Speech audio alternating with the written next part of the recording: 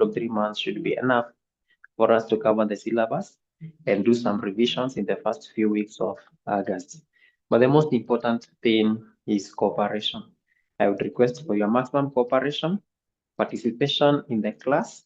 Even if it's an online class, we want to make it as interactive as possible so that everybody can understand and get the concept that we're going to see in financial management. To start with, financial management is not a difficult unit or subject. It is almost the same as what you did in your intermediate level. Like you remember you did financial management without the advanced. So this time around now, we're just looking at the same thing, but at an advanced level. So it is just the same thing. I'm sure majority of you must have liked the financial management in the intermediate level, and that will make you, again, I want you to develop a positive attitude in advanced financial management. Somebody should not tell you that it is a challenging unit, that maybe you need to do this and that. No, this is just a unit like any other. So I want us to go through what you're going to learn in financial management. And our first topic in advanced financial management will be advanced capital budgeting decisions. Advanced capital budgeting decisions. Advanced capital budgeting decisions. So if you remember again, in intermediate level, you did capital budgeting decisions.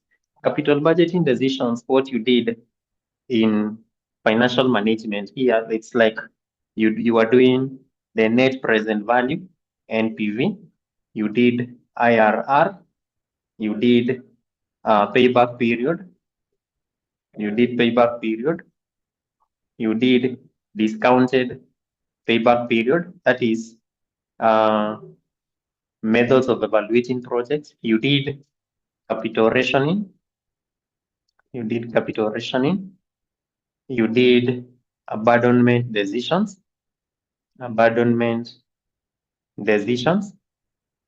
You did asset replacement decisions.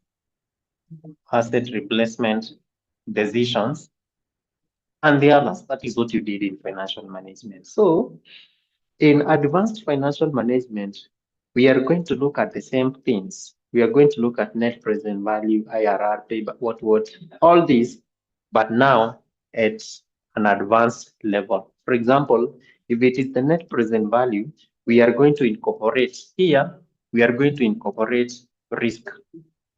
Like we see, how do we compute the net present value of a project in an environment of risk? So this is whereby we're going to introduce things like standard deviation, uncertainty of cash flows, and that to see how we incorporate risk and uncertainties in capital budgeting. If it is the capital rationing, if you can remember what you said in financial management, this is whereby the company is being restricted by the resources available to undertake investment projects. So you have to ration, you have to make sure, you have to select which projects to invest in, which not to invest in. We're also going to look at advanced capital rationing at an advanced level. So that is advanced capital budgeting decisions. Here, we also try to evaluate a project in different scenarios. For example, if it is a project's net present value, we try to evaluate like in different scenarios.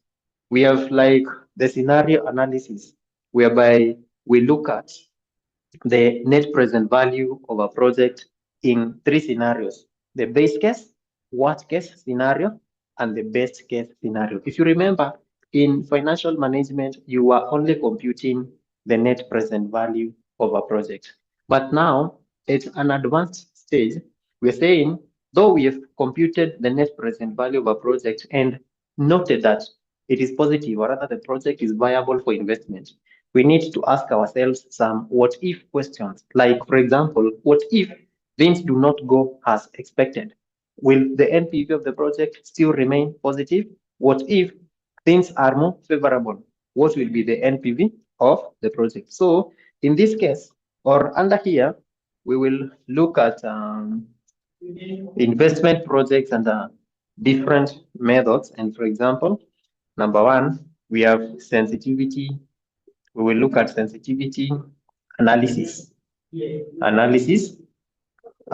will look at scenario analysis. We will look at simulation analysis. We will look at decision tree diagrams. All these are investment decisions at an advanced stage. Now, for example, and all this, as we are saying, it is trying to incorporate. In here, we are trying to incorporate risk and uncertainty of cash flows. If you remember what you learned in financial management, you said that financial management uses cash flows to evaluate a project. Cash flows. In that, when, as a finance manager or whoever is doing a project, you need to forecast, or rather, let's say estimate. You have to estimate. You estimate the cash flows of a project.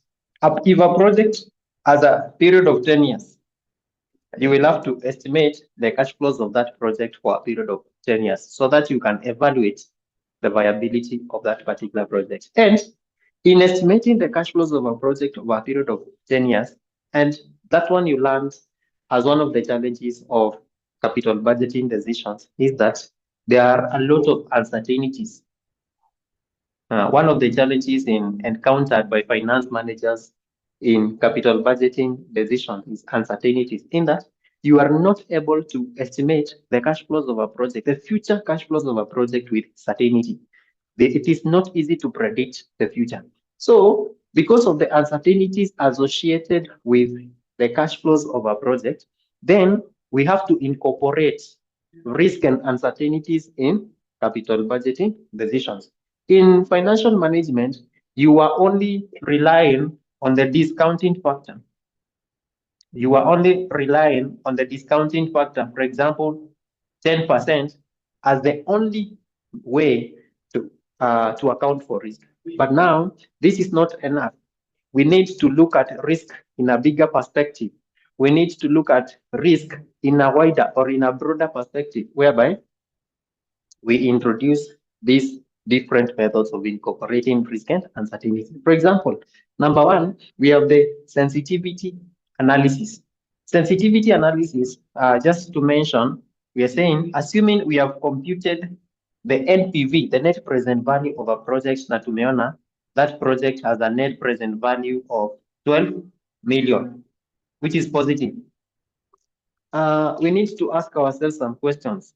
How sensitive is the NPV of the project to different variables affecting the project?